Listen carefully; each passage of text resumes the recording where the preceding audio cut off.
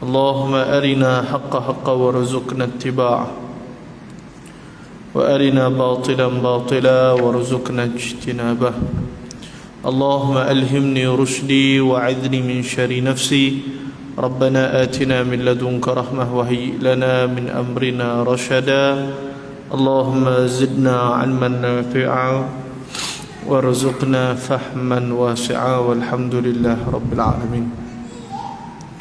وقال الله تعالى في كتابه العزيز بعد أعوذ بالله من الشيطان الرجيم فلما نسوا ما ذكروا به فتحنا عليهم أبواب كل شيء حتى إذا فرحوا بما أوتوا أخذناهم بغتة فإذا هم مبلسون.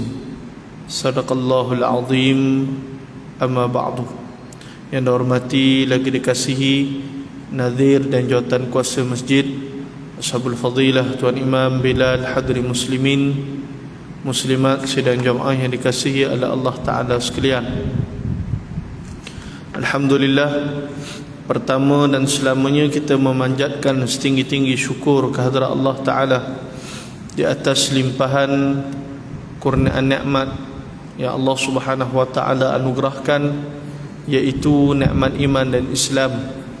Selawat dan salam ke atas junjungan besar baginda Nabi sallallahu alaihi wasallam sebagaimana yang Allah taala perintahkan di dalam Al-Quran, innallaha wa malaikatahu yusalluna 'alan nabi ya ayyuhalladzina amanu sallu 'alaihi wa sallimu taslima.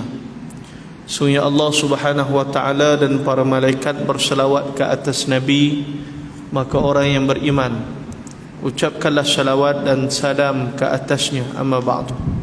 Hadirin muslimin muslimat sidang jemaah yang dikasihi oleh Allah Ta'ala sekalian, insya-Allah kita menyambung daripada perbahasan kitab Mustakhlas Tazkiyatul Anfus, yakni kitab yang menceritakan berkaitan tentang ringkasan tentang intisari di dalam kitab Ihya Ulumuddin berkaitan tentang penyucian jiwa, yang moga-moga ianya memberi manfaat kepada kita. Yang sebelum daripada ini kita telah pun membahaskan berkaitan tentang bagaimana sifat mazmumah ia menjadi asas punca hati manusia itu menjadi keras, akhirnya menatijahkan muamalah seseorang itu semakin rosak dan mereka jauh daripada keinginan untuk dekat kepada perintah Allah Subhanahu wa taala. Hakikatnya perintah Allah Subhanahu wa taala itu untuk memanusiakan manusia, sebagaimana kata Rubai bin Amir, ibadatil ibad ila ibadati rabbil ibad.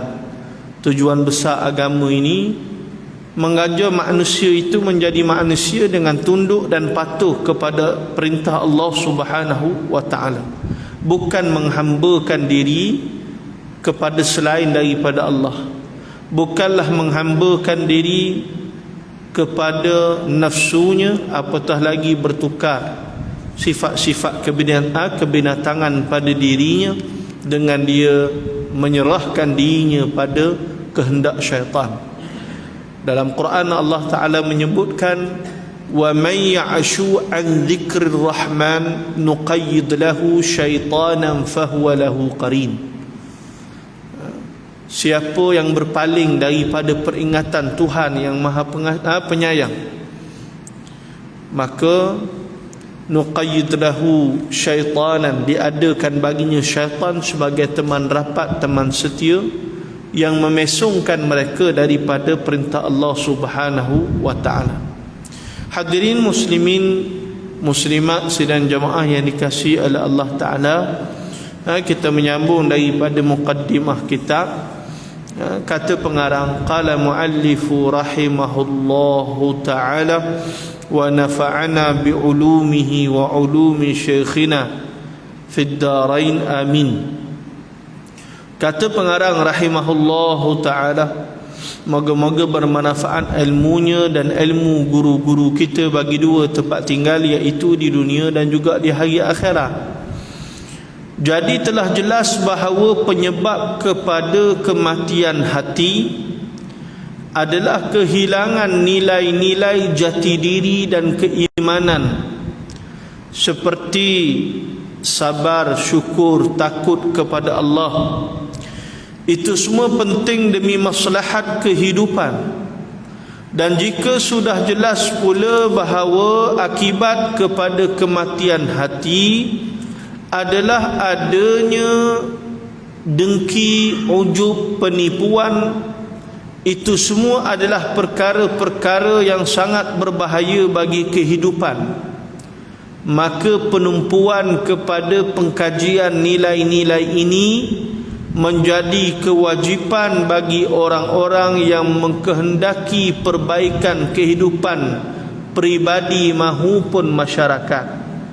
Kerana sisi muamalah dan perkataan merupakan dua saksi yang paling mempengaruhi dalam kurang sempurnanya ibadah dan berbagai jenis penyakit hati.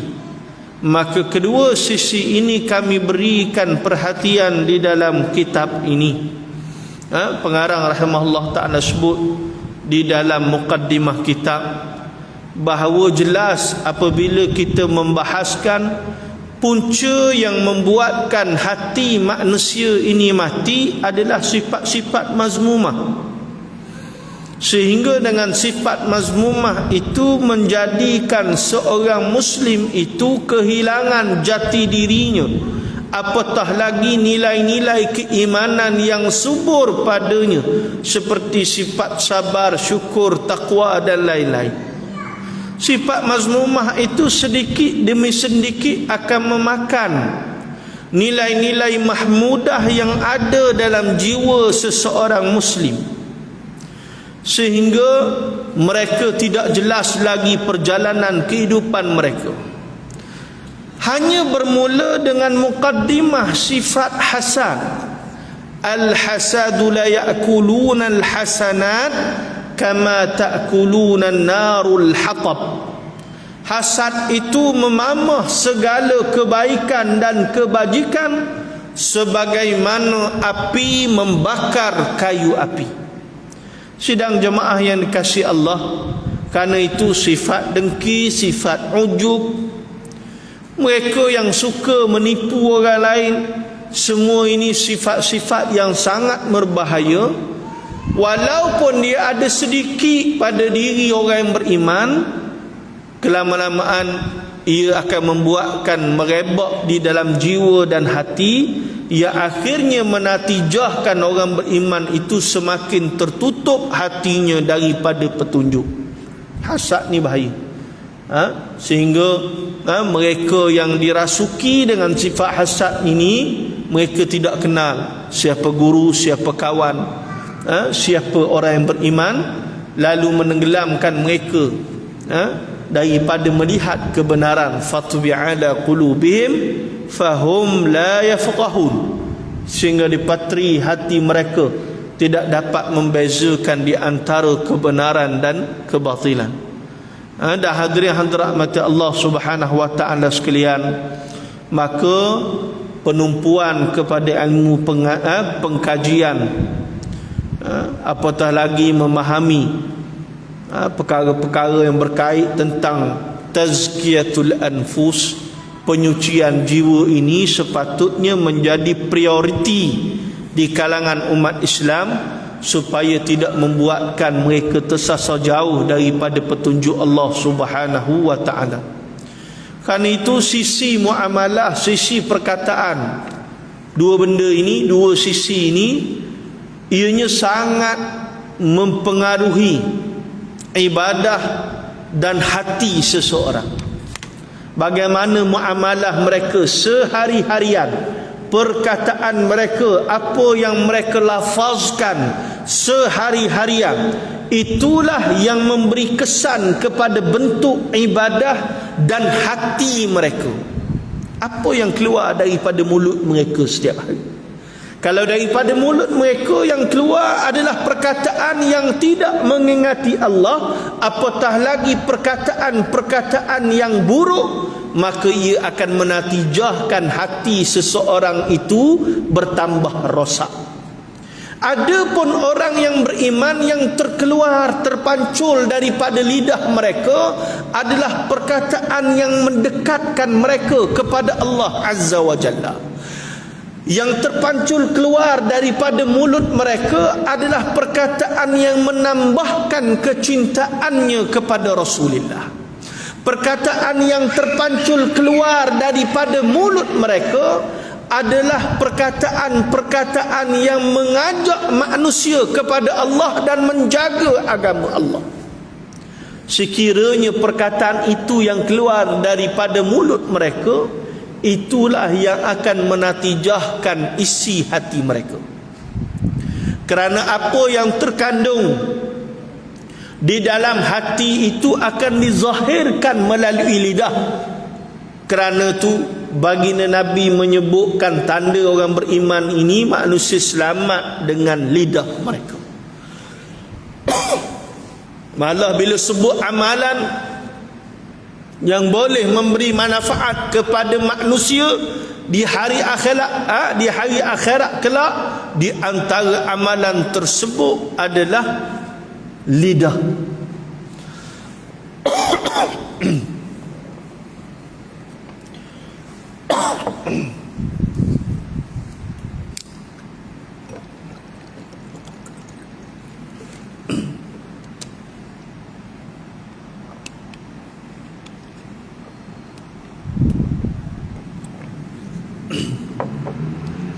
Jadi bagaimana Nabi memberi isyarat antara amalan yang boleh menyelamatkan manusia pada hari akhirat nanti dia datang daripada lidah.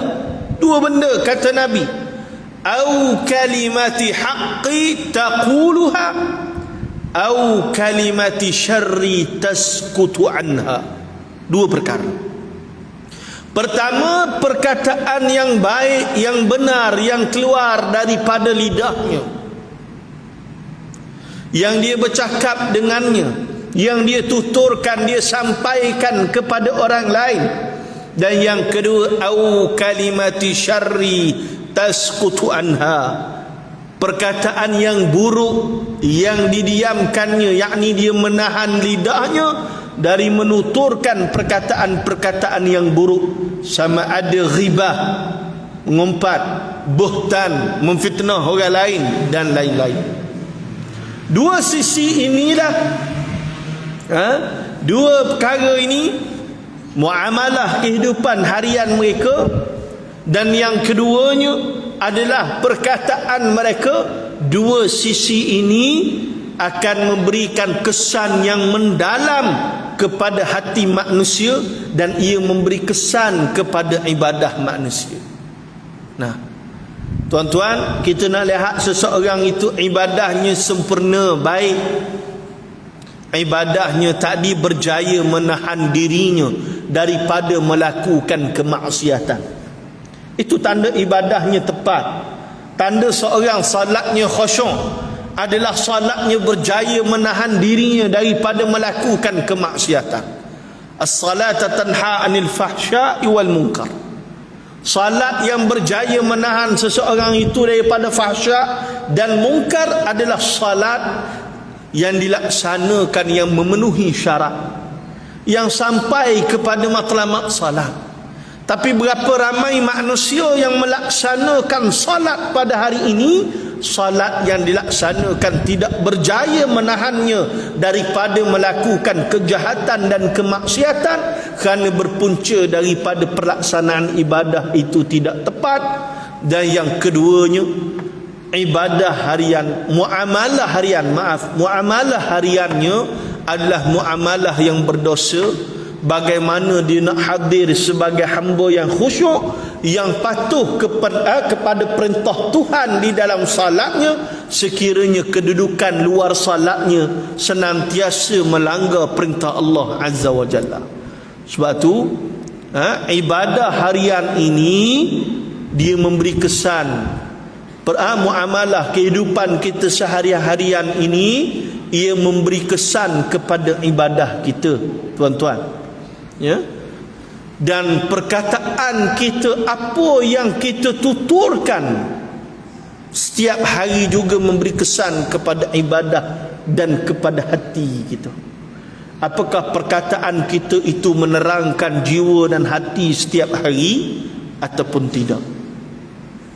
Maka kata pengarang lagi, kami telah menulis kitab Tarbiyatuna Ar-Ruhiyah, pendidikan rohani kita, dengan tujuan untuk menghidupkan perbahasan nilai-nilai tersebut.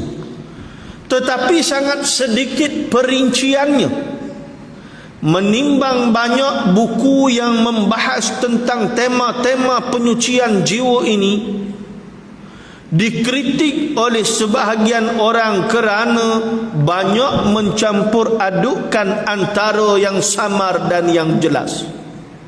Bahkan kadang-kadang di antara bid'ah dengan yang sunnah.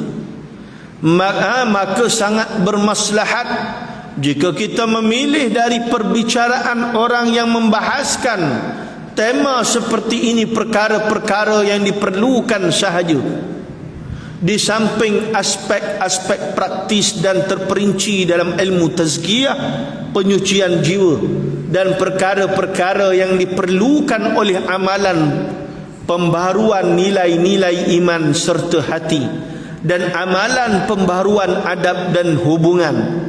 Kedua-dua amalan ini sangat diperlukan oleh pembaruan Islam yang nyata. Oleh sebab itu, perincian kitab Ihya sangat terperinci dan tertumpu kepada intisarinya. Ini apa maksud penulis kitab ini? Maksud penulis kitab ini, apabila kita membaca kitab-kitab tasawuf, kitab-kitab yang melibatkan penyucian jiwa, penting kita melihat siapakah pengarang, supaya tasawuf itu bukan tasawuf falsafi, falsafah tasawuf yang akhirnya tersasar daripada jalan Ahlus Sunnah wal Jamaah. Ini bahaya, kerana ada bentuk tasawuf ini yang tersasar terus daripada apa yang dibawa a'immah Ahlus Sunnah wal Jamaah, seperti Al-Imam Junaid Al-Baghdadi, Al-Imamul Ghazali rahimahullahu ta'ala anhu, dan lain-lain.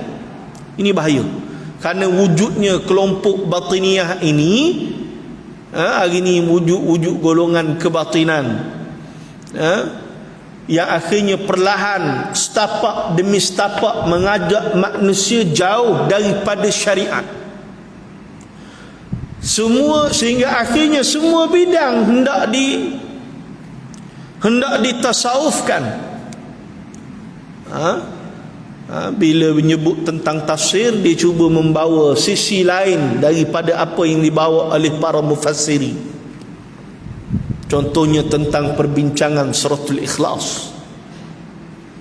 Qul huwallahu ahad, huwa itu siapa? Maka penting apabila kita hendak membicarakan soal penyucian jiwa, ia mestilah berdasarkan kepada ulama-ulama yang muktabar. Kalau tidak, kita risau penyelewengan, inhiraf dalam tulisan-tulisan tersebut. Hari ini banyak buku dikatakan buku amalan Tok Kenali. Anak Tok Kenali pun tak tahu ada buku tu. Anak cucu cicit cuek dia pun tak tahu. Orang kata ni buku Tok Kenali, ni amalan Tok Kenali. Hak tukar tulis tu baca Quran pun salah. Tok Kenali baca Quran lo, hebat Tok Kenali ni. Nah, dia duduk ngaji dengan Syekh Ahmad Fatani, duduk dengan Syekh Ahmad Fatani, sehingga Syekh Ahmad Fatani itu kembali ke rahmatullah. Makna dia sebagai murid mendampingi guru dia sehingga guru dia meninggal. Sejarah hebat Syekh Ahmad Fatani Tok Kenali ni kita nak sebut bintang Nusantara, yang ianya bercahaya di Timur Tengah, di Asia Barat. bagaimana Syekh Ahmad Fatani membuat hubungan dengan khilafah Turki Uthmaniyah, pergi ke Mesir, membuat hubungan dengan pejuang-pejuang Islam di Mesir dan para ulama Mesir. Bagaimana beliau membina para ulama-ulama di Malaysia yang balik berjuang menentang penjajah. Tok kenali anak-anak murid Syekh Ahmad Fatani ini ada yang diposisikan dalam bidang keilmuan, duduk dalam majlis agama Islam, bantu menasihati sultan. Ada yang berada di lapangan menentang penjajah dengan terus, sebagaimana Tok Janggut, Tok Haji Abdul Rahman Limbung dan lain-lain. Artinya hebat para ulama Islam ini. Tapi berapa ramai orang yang mengkaji kehebatan dan keilmuan mereka, yang mereka itu dibentuk dengan tradisi ilmu Islam yang tepat, turaf, yang akhirnya mereka lahir sebagai ulama yang berjati diri. Ini mahal ni. Sebab ada ilmuwan Islam yang dia tidak mempunyai manhaj yang jelas, akhirnya terpengaruh dengan pemikiran barat, akhirnya menjadi juru cakap barat untuk membicarakan tentang soal-soal berkait Islam. Ini bahaya. Barat menggunakan mereka. Jadi jati diri yang kuat itu datang dengan pendidikan yang bagaimana. Ini yang ditekankan, pentingnya disiplin dalam ilmu Islam. Dan kata pengarang, saya memilih aspek-aspek qalbiyah yang berkaitan dengan hati, yang seharusnya menyertai berbagai ibadah, penyakit-penyakit yang harus dihindari oleh hati seperti dengki. Aspek-aspek utama yang mesti direalisasi dalam hati seperti sifat sabar, tawakal, takut dan cinta, serta aspek-aspek utama yang harus menjadi akhlak manusia. Saya meringkaskan perbahasan mengenai adab-adab lisan dan adab-adab berinteraksi, dimulakan daripada adab guru dan murid sehingga adab berhubung dengan orang tua, kerabat, masyarakat, dengan tambahan perbahasan tentang jiwa, syaitan dan cara-caranya merasuk manusia. Menurut pendapat saya, perkara-perkara inilah yang harus dijadikan sebagai pelajaran oleh kaum muslimin pada zaman ini. Hadirin rahmati Allah, pengarang sebut bagaimana di dalam kitab yang kita bicarakan ini, beliau meletakkan aspek-aspek utama dalam kitab ini. Perbahasan berkaitan tentang qalbiyah, bahas tentang hati. Kerana apa pun ianya bermula daripada hati. Hatta nak beribadah pun, sehingga ibadah itu menepati syariat Tuhan dan perintah Tuhan, ia datang daripada hati. Perbicaraan tentang hati ini mesti disebut, diingatkan di kalangan kaum muslimin. Kerana apabila tidak dibincangkan soal hati ini, pembersihannya menyebabkan umat Islam terleka. Makin leka, makin lalai. Yang tu yang Allah beri teguran di dalam Al-Quran, fawailul lil qasiyati qulubuhum min dzikrillah ulaika fi dhalalim mubin. Maka celakalah bagi mereka yang mengeraskan hati mereka daripada mengingati Allah, mereka berada dalam kesesatan yang nyata. Allah memberi peringatan yang begitu keras, bagaimana orang yang tidak mempedulikan soal pembentukan dan pembersihan hati mereka, mereka akan sedikit demi sedikit hati mereka menjadi keras, akhirnya menatijahkan mereka terus kekal berada dalam kesesatan.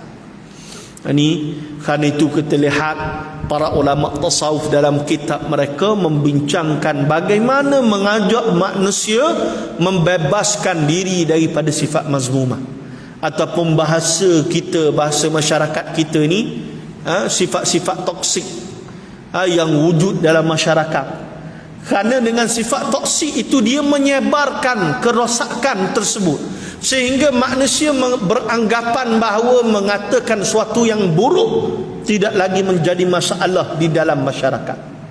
Perbuatan yang buruk mengajak kepada sifat mazmumah, menzahirkan sifat mazmumah, menzahirkan kemaksiatan menjadi perkara yang tidak bermasalah.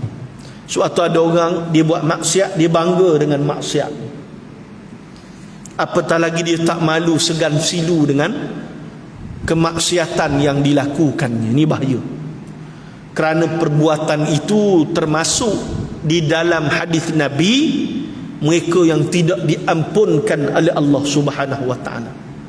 Nabi kata kullu afun, semua orang diampunkan dosa, illa melainkan bimullah, melainkan orang-orang yang terang-terangan membuat dosa, menzahirkan dosanya tanpa malu dan segan.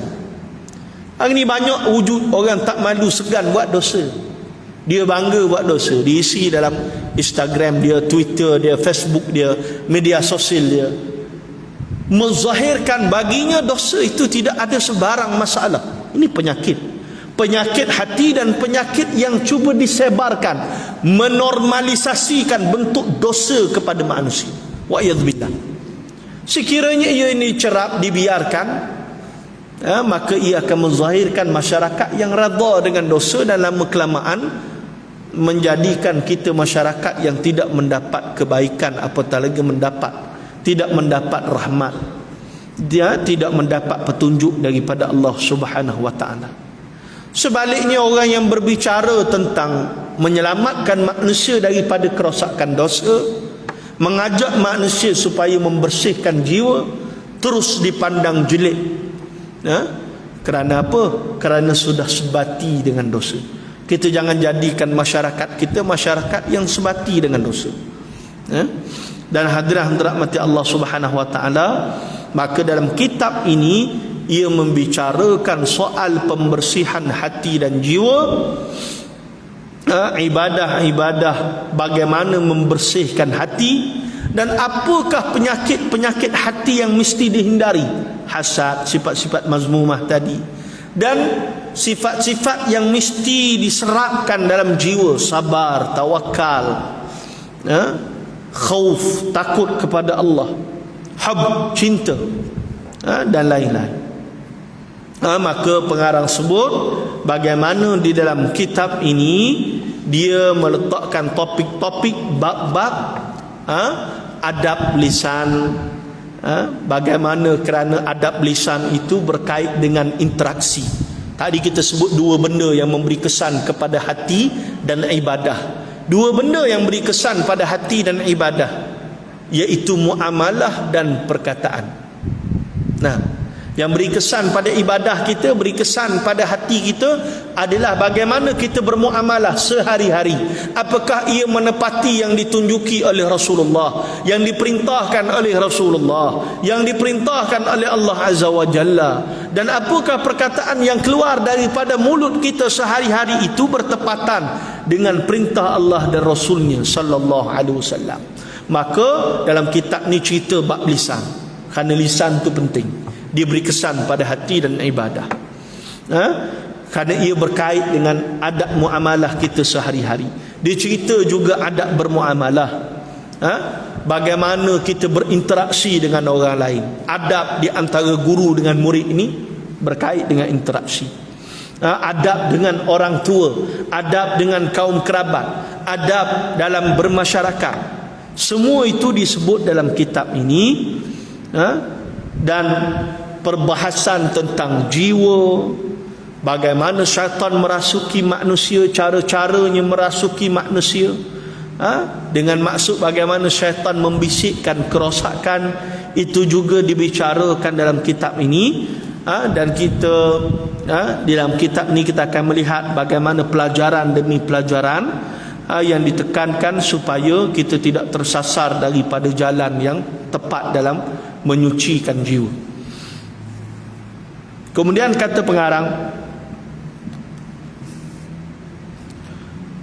pendakwah Islam mereka terpaksa menghadapi ancaman kemurtadan dari agama Islam yang lebih besar daripada kemurtadan terdahulu. Oleh sebab itu,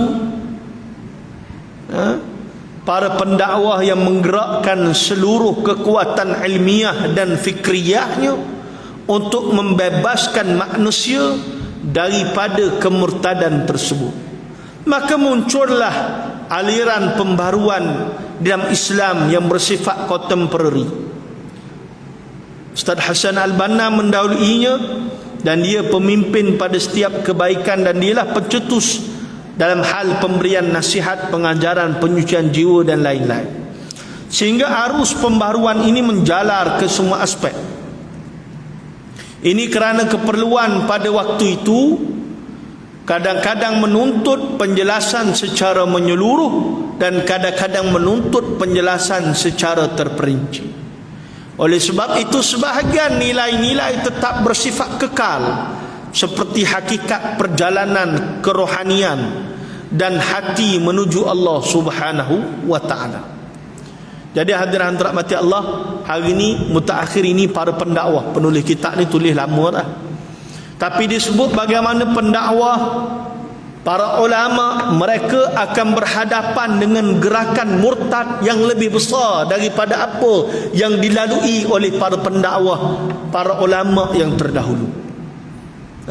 Sebab itu para pendakwah terpaksa memerah keringatnya sepenuhnya dalam menggerakkan keilmuan, membersihkan pemikiran umat daripada terjebak usaha-usaha kemurtadan yang dibawa oleh musuh Islam.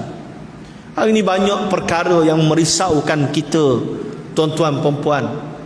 Isu bagaimana keislaman 3 orang budak loh ini dicabar, hendak dicabar di mahkamah. Dan banyak perkara-perkara lain yang kita lihat undang-undang sudah tidak mampu lagi seakan-akannya untuk membela perkara-perkara yang berkait tentang agama Islam. Karena itu kita harapkan mereka yang diberi amanah kekuasaan, pindalah undang-undang yang sedia ada supaya dapat melindungi Islam sebagai agama resmi persekutuan.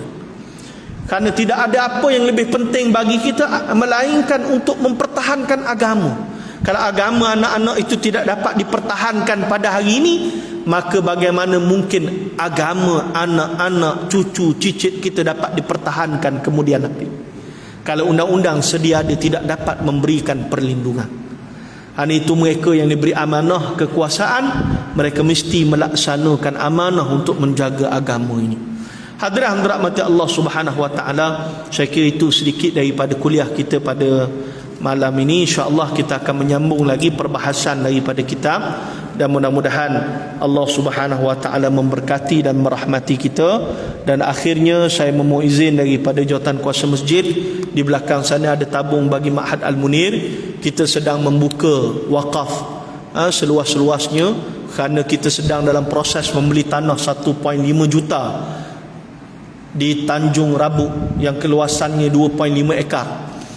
Jadi kita sedang membuka lot wakaf, satu lot RM50, kerana dalam masa terdekat ni kita perlu membayar kepada peguam dalam tempoh yang terdekat. Fasa pertama pembayaran semesti membayar RM200,000. Kita baru dapat mengutip RM44,000 daripada kutipan keseluruhan, dan kita lalukan tuan-tuan perempuan menyumbang bagi pembelian tanah wakaf bagi membangunkan Ma'had Al-Munir, pusat tahfiz dan turath bagi anak yatim dan asnaf. Dan keduanya ditempatkan di situ juga adalah pondok bagi pondok bagi warga emas dan juga mereka yang memerlukan di kalangan ibu tunggal. Jadi kita lalukan sumbangan tuan-tuan perempuan, mudah-mudahan Allah Ta'ala meluaskan kebaikan dan ganjaran, dan Allah Ta'ala melimpahi kebaikan mudah-mudahan. Sekian, wabillahi taufiq wal hidayah. Wassalamualaikum warahmatullahi ta'ala wabarakatuh.